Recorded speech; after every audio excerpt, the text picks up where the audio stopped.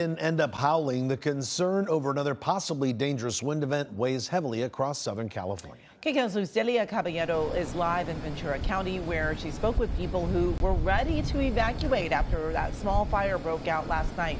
Luzdelia. Yeah, they were ready even before this auto fire broke out. Initially, to start the day, fire officials told us it was a 100% contained. That has recently been revised to 25% containment, about 56 acres burned. The good news here is that fire officials tell us they have a good handle on the fire. They feel comfortable with the progress they've made. They said that they've stopped forward progress, which is the good thing, and they're confident that tomorrow that containment number is going to shoot way up, potentially to 75%, if not higher. But even then, even though we've relayed that to residents, they're still very much concerned, given that the winds, as you can probably see now, are starting to ramp up again. It's right there. Oxnard residents reacting to the auto fire that exploded by the Santa Clara River Tuesday night. Yeah, it's scary. Crews working hard to get a line around the fire, stopping forward progress. But people in the area still very much on edge. So I was worried it would, an ember catches, one of the houses, and, it would probably be a low. Frank Bettis lives about a half-mile away and says his family was ready to evacuate in case the flames spread into neighborhoods. Just seeing your neighborhood and knowing that the fire was so close, is that surprising at all? It is. It seemed really, really close. Which is why fire officials stress the importance of being ready to go in a moment's notice. And if you are in those areas that are prone to fires, even if you're not, have things prepared like documents, photos, pets.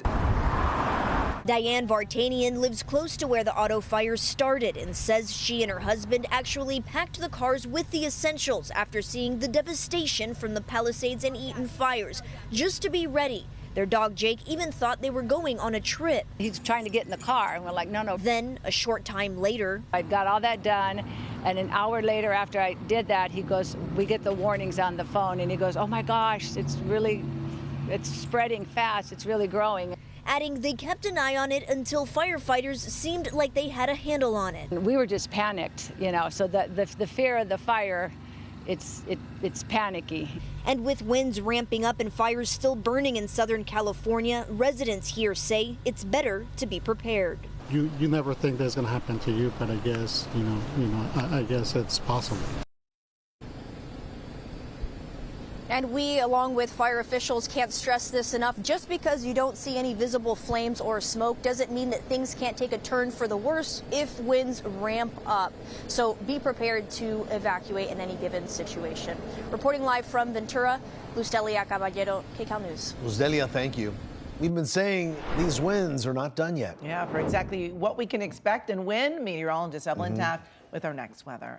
Yeah, Amy, Juan, at this point, we are getting a look at wind gusts at the moment, and you will see that they're relatively calm for most of Ventura County and LA County, much calmer than we initially anticipated, which is great news for today. We will take the shift in winds. It was just a little less intense in the upper levels of the atmosphere where we were looking to see stronger winds. They sort of let up a little bit, and we saw a disconnect with the lower levels, and at this point, we're actually just looking at much calmer conditions as a result. That pressure gradient just a lot weaker than we initially anticipated. We are looking at some select wind gusts, Santa Clarita, as we head to Porter Ranch and Simi Valley. I mean, still, that is significant. We are looking at wind there and along the immediate coast in Ventura County.